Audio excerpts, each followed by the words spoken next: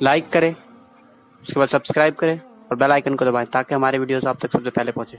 सरकार गौसुल आजम दस्तगीर के दौर में एक बहुत बड़े बुजुर्ग थे, हजरत शेख अब्दुल रहमान तफसूंजी रहमतुल्लाह तआला अलैह, और उनके बड़े मुरीद थे, बहुत मुरीद थे उनके, और उनके बेशुमार मुरीदीन थे। एक दिन महफिल सजी हुई थी, पीरान निजाम की महफिल सजती है, हजरत शेख अब्दुल रहमान की महफिल भी सजी हुई थी। पीर साहब ने मुरीदों की महफिल में एक बात कह दी, इस वक्त वलियों के दरमियान मेरा मकाम ऐसे है जैसे परिंदों के दरमियान उकाब का, शाहीन का, ईगल का मकाम होता है। चूंकि ये परिंदों का सरदार कहलाता है, जिसको हम बाज कहते हैं, उकाब कहते हैं, शाहीन कहते हैं, कई लोग उसको ईगल कहते हैं, अलग अलग जबानें हैं। ये परिंदों का सरदार है, इसकी ऊंची बहुत उड़ान है, ये परिंदा बड़ा बागैरत है। अगर आप सब बैठे तो बड़ी मेहरबानी है, इसलिए कि आपके लिए भी छात है।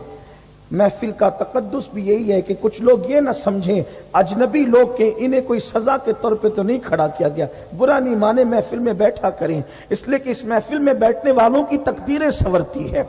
तवज्जो मेरी तरफ रख करके जरा सुभान अल्लाह के, इस महफिल में बैठने वालों की तकदीरें संवरती है, तकदीरें संवरती इस महफिल में बैठने। और फिर जब गौसुल आजम का जिक्र हो रहा हो, वो सरकार गौस पाक जिसके बारे में ज़ुब्दतुल आसार में शेख अब्दुल हक मुहद्दिस दहलवी लिखते हैं कि गौस पाक ने फरमाया कि जिन्नात के भी पीर हैं और उनके पीरों के पीर का नाम अब्दुल कादिर जिलानी है, और इंसानों के भी पीर हैं और उन सब के पीरों के पीर का नाम अब्दुल कादिर जिलानी है, और फरिश्तों के भी पीर हैं, उनके पीरों के पीर का नाम भी अब्दुल कादिर जिलानी है। ये गौसुल आजम दस्तगीर है, जिसका नाम जबान पे आए तो मुसीबतें टल जाती है, जिनके जिक्र से मुसीबतें टल जाती है, जिसकी ठोकरों से मुर्दे जिंदा हो जाते हैं, वो गौसुल आजम दस्तगीर पीराने पीर। तो गौस पाक का जाहिरी दौर है। शेख अब्दुल रहमान तफसूंजी ने कहा मेरा मकाम वलियों में ऐसा है जैसे बाज परिंदों में। अब ये जो बाज और परिंदों का सरदार, इसकी खुसूसियत है कि ये बहुत ऊंचा उड़ता है, ये बाज बहुत ऊंचा उड़ता है और बहुत ऊंचा उड़ करके बहुत गहरी नजर रखता है शिकार पर, इसकी नजर बड़ी गहरी होती है। दूसरा ये इतना बागैरत है कि ये किसी का शिकार किया हुआ शिकार कभी नहीं खाता, ये कभी बचा कुचा हुआ नहीं खाता, ये हमेशा खुद शिकार करके खाता है। इसीलिए इकबाल ने भी जवानों को, मुसलमान जवानों को जब मुखातिब किया है तो बाज कहकर मुखातिब किया है, नहीं तेरा नशेमन कसरे सुल्तानी के गुंबद पर, तू शाही है बसेरा कर पहाड़ों की चट्टानों में, और अकाबी रूह जब बेदार होती है जवानों में, नजर आती है उनको अपनी मंजिल आसमानों में। तो बाज की शान है, वो बचा कुचा किसी का नहीं खाता, वो खुद शिकार करता है। और तीसरी बात उसकी होती है, वो कभी घोंसला नहीं बनाता, उसका कोई घोंसला नहीं होता, वो चट्टानों पर गुजारा करता है। तो बड़ी शान है उसकी परिंदों में। तो उन्होंने तमसीलन लोगों को समझाने के लिए कहा मैं वलियों में ऐसा हूं जैसे परिंदों में बाज। एक कादरी बैठा हुआ था महफिल में, उठ के खड़े हो गए, वो गौस पाक के मुरीद थे, उठकर खड़े हो गए और अपनी गुदड़ी जो चादर ओढ़े थे उसको फेंक दिया। फरमाया पीर साहब आओ कुश्ती करो, आप बाज हो ना वलियों में, आओ हमसे लड़ो, कुश्ती करो। अब जाहिर सी बात है पीर साहब से कोई महफिल में कहे, मैं तकरीर ही कर रहा हूं, कोई बेचारा टोक दे तो उसकी शामत ना आ जाएगी। गुंडागर्दी का तो दौर ही है ना, इतना ज़र्फ किसमें होता है कि किसी को टोक दिया जाए वो सब्र कर ले। तो महफिल अपनी है, लोग अपने हैं, इज्जत करने वाले लोग हैं। वो एक बंदा खड़ा हुआ, कादरियों में खौफ नहीं होता, ये बात खास है, लेकिन कोई सच्चा कादरी बने, कोई कादरी सच्चा बने, उसमें खौफ नहीं होता, क्योंकि गौस पाक कहते मुरीदी ला तखफ, मेरे मुरीद, या निस्बती लगा करके बात हो रही, मेरे मुरीद, मुरीदी ला तखफ, अल्लाह रब्बी, मेरे मुरीद घबराना नहीं, मेरा रब अल्लाह है, इसलिए कादरियों को खौफ नहीं होता। अरे दुनिया तो दुनिया है, उनको तो कब्र का भी खौफ नहीं है, इसलिए कि फरमाया मेरे मुरीद का मैं कब्र में भी मददगार हूं, हश्र में भी मददगार हूं और दुनिया में भी मददगार हूं। میں مسلمانوں سے کہتا ہوں حالات سے خوفزدہ کیوں ہوتے ہو؟ قادری بنو، حالات سے خوفزدہ ہونے. لیکن قادریت اس کا نام نہیں ہے کہ ہاتھ میں کپڑا پکڑ کے کہو کہ میں نے اپنا ہاتھ غوث پاک کے ہاتھ میں دے دیا چھٹی ہو گئی. نہیں، قادریت نام اس کا ہے کہ جب اذان ہو تو مسجد سے دور نہ رہے. قادریت نام اس کا ہے کہ تو حجام کی کرسی پہ بیٹھ کے داڑھی نہ منڈائے. قادریت نام اس کا ہے کہ تجھ سے روزے کبھی نہ چھوٹے. قادریت نام اس کا ہے کہ فجر میں تو کبھی بستر پہ پڑا نہ رہے.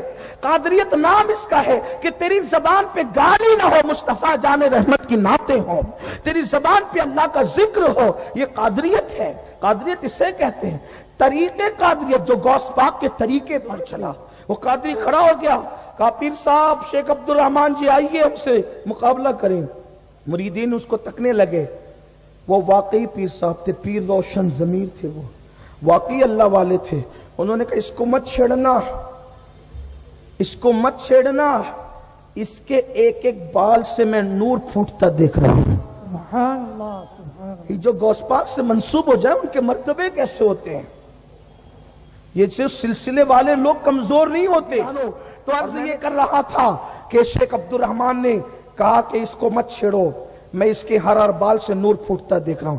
یہ بڑے مضبوط پیر کا مرید ہے، یہ بہت مضبوط پیر کا مرید ہے بھائی. یہ اس کے ہر بال سے نور. قادری بن جائے تو ہر بال سے نور پھوٹے. ہر بال بڑی برکت ہوتی ہے سلسلے کی. بیچاروں کو جن کو کوئی سلسلہ ہی نصیب نہیں ہو کہتے کہ پھر نور کائے کا یہ. ارے نبی نور نہیں سمجھتے نبی کو. سلسلے میں مرید ہو جاؤ تو بال بال سے نور چھنتا ہے. لیکن دیکھنے والا عبد الرحمن تفسونجی جیسا ہونا چاہیے. جن کو چشمے کے بغیر کتاب کے حروف نظر نہیں آتے وہ قادریوں کے بالوں کا نور کیا دیکھ سکتے ہیں؟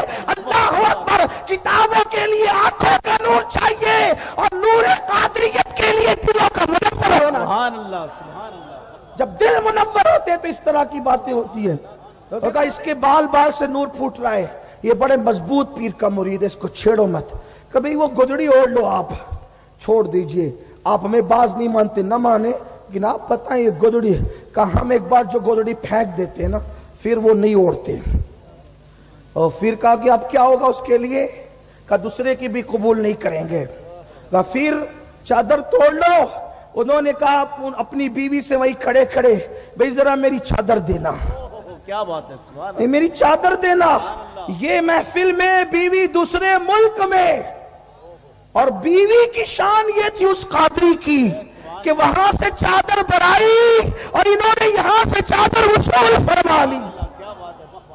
یہ سلسلے کی برکت ہو. سلسلے کی کیا برکت ہوتی؟ سلسلہ ہو تو برکت. چادر بڑھائی انہوں نے وصول کی. کہ بھئی تو بہت بڑے پیر کا مرید ہے. کہاں میں تو بڑے پیر کا ہی مرید ہوں نا، میرا پیر ہی بڑا ہے. سنیو میں آپ کو نصیحت کرتا ہوں، سب پیر کا احترام کرنا لیکن اپنے پیر کو سب سے بڑا پیر ماننا. یہ بھی آپ سے کہہ دوں، برکتیں تبھی نصیب ہوتی ہے. اور اگر کوئی اپنے پیر کو سب سے بڑا پیر مانے تو دوسرا اعتراض نہیں کرنا. آج کل مسئلہ یہ ہو گیا ہے کہ اپنے پیر کو بڑا مانو، ٹینشن نہیں ہے، دوسرے کی توہین مت کرو، سب کا احترام کرو. جیسے اپنے باپ کو باپ مانتے لیکن دوسرے کے باپ کی بے ادبی نہیں کر سکتے. ہر ایک کے باپ کی آپ کو تعظیم کرنی ہوگی، تب برکتیں ملتی ہے. تو اپنے پیر کو بڑا پیر مانو. آپ کا پیر بڑا سمجھا تبھی تو مرید ہوئے نا. کسی اور کو بڑا سمجھتے تب اس کے پاس جاتے نا. اس کے پاس آئے مطلب کہ بڑا یہی ہے. اور جب تک بڑا مانو گے نہیں برکتیں نصیب نہیں ہوگی. تو کہا کہ میں تو آتا جاتا رہتا ہوں، میں نے تمہارے پیر کو کبھی میں نہیں دیکھا. کہا کہ یہ تو اب وہ پیر صاحب ہی بتائیں گے. میں تھوڑا سا بیچ بیچ میں اپنی طرف سے کچھ تشریحات بھی کرتے چلوں. یہ میں تو نہیں بتا سکتا کہ آپ آتے جاتے تھے تو ملے کیوں نہیں. کہ بھئی ایک بات ہے آپ کو بتاؤں، اگر کوئی محلے میں نمازی آدمی ہو، جیسے اسلام پورے کو لے لیں، اسلام پورے والے میں کوئی نمازی ہو، نماز کھڑا مسجد میں پڑھتا ہے، اور کبھی تو آتے جاتے نمازی سے ملاقات تو ہوگی نا. آتے جاتے نہیں ہوگی، مسجد کے اندر تو ہوگی. کوئی بندے کو کبھی نہ آتے دیکھا، نہ جاتے دیکھا، نہ کہیں مسجد میں دیکھا. کہ یہ بہت بڑے نمازی ہے، تو کہا بھئی کبھی تو دیکھا نہیں. ہم تو برسوں سے نماز پڑھ رہے ہیں مسجد کے اندر، مدینہ مسجد میں پڑھے، نہ کبھی آتے دیکھا نہ کبھی جاتے دیکھا، یہ مسجد یا رسول اللہ میں پڑھے، نہ کبھی آتے دیکھا نہ کبھی جاتے۔ ارے اگر کم از کم نمازی ہوتے تو کبھی آتے ملتے، کبھی جاتے ملتے، نہ آتے ملتے نہ جاتے ملتے تو مسجد کے اندر ملتے۔ تمہارے پیر صاحب تو کہیں ملتے ہی نہیں۔ کہا کہ بھئی وہ تو پیر صاحب بتائیں، کہا ایک کام کرو۔ انہوں نے اپنے کچھ مریدوں کو چنا، شیخ عبد الرحمن نے چنا، اور چننے کے بعد کہا بھئی جاؤ بغداد جاؤ اور ان کے پیر صاحب شیخ عبد القادر جیلانی سے کہو، کہا وہ میرے پیر صحیح میں باز اشب ہے، باز اشب ولیوں میں باز وہی ہے، اور انہوں نے خود کہا انل بازی و اشب کل شیخن، کہ میں سارے ولیوں میں باز اشب ہوں، کہ میں باز ہوں باز۔ اللہ اکبر۔ تو کہا وہی باز ہیں، باز تو میرا پیر ہے۔